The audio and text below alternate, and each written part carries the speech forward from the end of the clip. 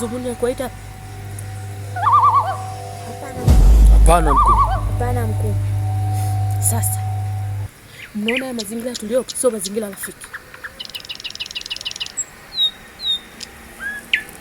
Nadhani mnaona halina haja kuambia.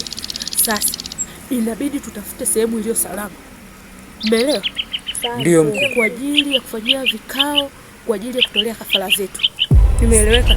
Ndio mkuu. Sawa mkuu. Sio sawa mkuu, alafu kazi ifanyike. Mnataka nani afanye hiyo kazi? Au mnataka mimi ndio nifanye hiyo kazi? Hapana. Na hakikisheni hiyo sehemu ni njia panda. Umesikia? Ndio mkuu. Kwa hiyo bosi, hiyo kazi tunaanza siku gani? Kesho inabidi tukutane kwa ajili ya kudiscuss na kupanga tufanye kazi nyingine. Nimeeleweka? Sawa.